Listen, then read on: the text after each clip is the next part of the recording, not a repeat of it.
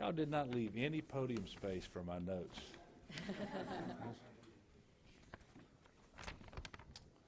We ready? Well, thank y'all very much for being here this morning, and I'm excited about this announcement. I want to thank the men and women of the Louisiana State Police and all the other folks who work for public safety here in Louisiana every day. They put it on the line, and they render great service to our state. But obviously we're here today so that I can announce the permanent appointment of Colonel Kevin Reeves as Superintendent of the Louisiana State Police. As you all know, for several months now, Colonel Reeves has served as the interim superintendent, but even in that short time, he has absolutely proven himself to be a strong, respected, and capable leader, and I know that he's going to do a great job here for many years to come. Already he's begun making changes that will improve the efficiency and effectiveness of the agency, and he's led this agency during some severe weather incidents, numerous serious traffic accidents, and other crime-related issues around the state, and we have been in fairly constant communication as a result of that. He's also spearheaded missions across law enforcement agencies in the time that he's been here. And so I've had the pleasure to work with him on a number of issues, and I'm impressed with his knowledge and his leadership. One of the reasons that I'm supremely confident that he's the right person for the job is his 26 years of service as a trooper. He's been a trooper, a squad leader, an undercover agent on narcotics investigations, a troop commander. He's been a command inspector of patrol operations and a commander of the statewide mobile field force. And in talking with individuals across state police of all ranks, you are not going to find anybody who doesn't have the utmost respect for Colonel Reeves. It's obvious that he knows this agency, but I know that he knows this state as well, and he loves the people of this state. So I'm confident the state police will thrive under his leadership, and he's going to work very hard to preserve and strengthen the partnership, collaboration, and communications with law enforcement partners at the local level, the chiefs of police, the sheriffs, and others, but also our federal partners as well. So Kevin, thank you very much for accepting this responsibility. I look forward to working with you for many years to come, and I want you to know I have complete confidence in you and in your leadership ability. I also want to thank Christy for being here today with Kevin, as well as the kids, Caleb, Kyle, and Clayton. Now, Caleb is one of the newest state troopers in the state of Louisiana, having graduated from the most recent cadet class. And I want to thank all of you all for being here to support Kevin as he undertakes this challenge, as well as Kevin's dad, Mr. Billy. Thank you so much for being here.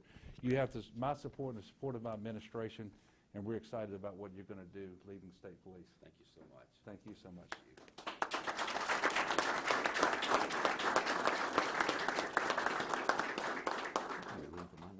Go ahead. First of all, I'd like to thank my family. They've always stood by me in good times and bad, and this career has its ups and downs, but surely in the last 2.5 months, I've asked a lot of them, and they've stood by me. To the governor, thank you for your support. Thank you for your confidence. I look forward to learning from your leadership and leaning on it and moving forward to make Louisiana the great state that it is. I'd like to thank the legislature, many of whom reached out to me in the last couple of months and allowed me the opportunity to visit with them and gave me guidance, and I really do appreciate them taking time and their support. This appointment is a tremendous opportunity and yet an incredible responsibility. I'd be remiss at this time if I didn't acknowledge the men and women of the Department of Public Safety and the Louisiana State Police who go out every day and do the job that we appreciate as citizens of this state. Many lay their lives on the line every day, others are in other functions, but all together working for the good of the state of Louisiana. And to the public we serve, I look forward to earning your respect.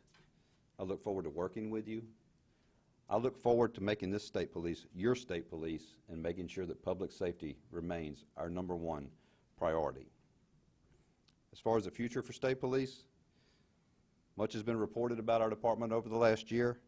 We as a department are moving forward, and it doesn't mean that we're not taking the past, we're not discounting it, we're learning from it, and we're moving forward to make operations better and instill confidence. Our team has already begun a top-to-bottom assessment of the department, and we will make whatever changes are necessary to ensure that we operate efficiently and effectively.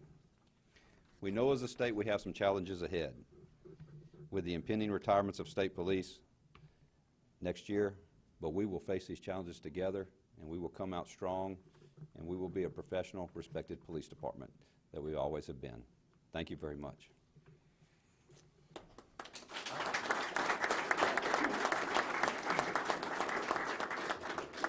Thank you so much. Questions? Governor, there Yes, ma'am. were two narratives, subliminal narratives that came out during House appropriations yesterday. One, that the conservatives in the House do have no problem with doing less than a full year budget. We kind of knew that from how they handled TOPS last year, how the prior administration's final budget was handled. How, you know, they were told that they couldn't spend the money if they reserved it. How do you combat that kind of myopic thinking? Well, you know, I just remind people that never in the history of our state have we left forecasted revenue unappropriated. Secondly, it's not necessary to do that to accommodate any shortfall in the revenue should it come in below the forecast next year.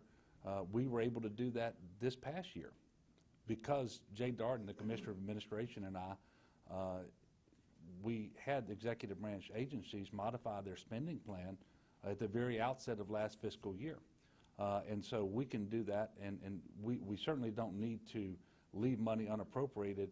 And one of the reasons is we needed $400 million in additional revenue to have a continuation budget. We didn't get any new revenue. So to take the revenue that we have and then leave some unappropriated, I think would be irresponsible, especially when you consider the fact that we are in hurricane season now. We had to spend more than $200 million last year responding to disasters, much of it spent by this agency. And the one part of the cuts that are on the table in the House of Representatives that I certainly want to address today is they're proposing an $18.5 million cut to public safety. That we're not going to go there. So we need to find a way forward. Obviously, there's a minority in the House who insist upon leaving money unappropriated. We know that based on the votes that did happen last week on that procedural motion. There were 36 votes in the Senate for the bill as it came out of the Senate, obviously. So I think there's a way forward, and hopefully in the next 48 hours or so, we're going to see some very clear movement on that. The other narrative that came out was that this same group apparently is intending to deal with the fiscal cliff by cutting the budget and no other way.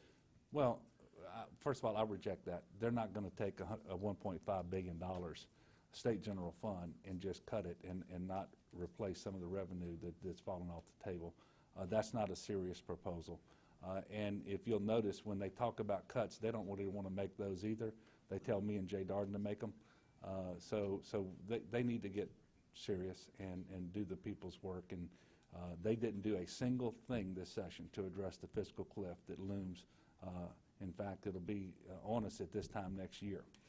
They didn't have a plan of their own. They didn't move with the task force recommendations, and then they didn't accept my recommendations, almost all of which came from the task force as well. Yes, sir. Two questions for the Colonel. Yes, sir. For our viewers down in New Orleans, we want to know about your commitment to state trooper patrols in the French Quarter. Is that going to increase, decrease, stay the same under your leadership?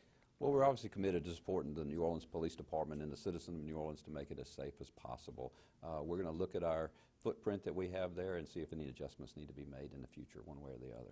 And you also touched on it a little bit in your statements. We just lost a colonel because of a scandal with state police. How do you intend to handle that investigation going forward with the folks who are traveling? Well, the investigation at this point is finished on our part. We're going through the disciplinary process. And once we complete that, there's some other inquiries that are being made, and we'll certainly look at those and make any adjustments to our procedures that we have to make. Certainly, we're looking at our travel policy. We're making some adjustments, trying to decide what improvements we can make going forward as far as our traveling goes. State troopers and Department of Public Safety employees are required to travel quite a bit for training so that we can provide the best service to the citizens, but we certainly want to do that in the most efficient and be judicious with the monies that we have. When you say that the investigation is complete, what were the findings and how are y'all releasing them? Well, we can't release those at this time because we're going through the disciplinary process, and there's a process that has to take place or that has to go in a certain order.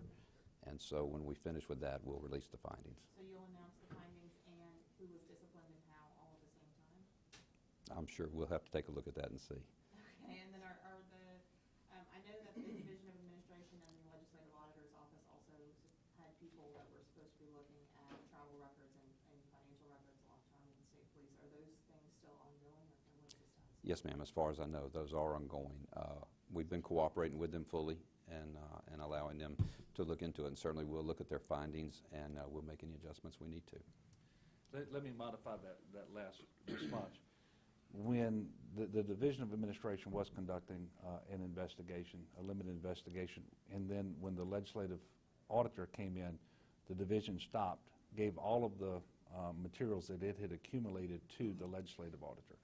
That investigation continues. But the division actually stopped at that point in time, so I didn't want there to be any confusion over that. Yes, sir. Tyler. You made an unusual pick in choosing Colonel Reeves. He was not, as I understand it, you didn't even know him. And I must say, I didn't get a real sense, what is it that you found in him in making, choosing a guy you didn't know who wasn't the obvious person? Can you give us a little more insight as to what made you choose him? Well, you wrote a book that said I wasn't the obvious person to be governor.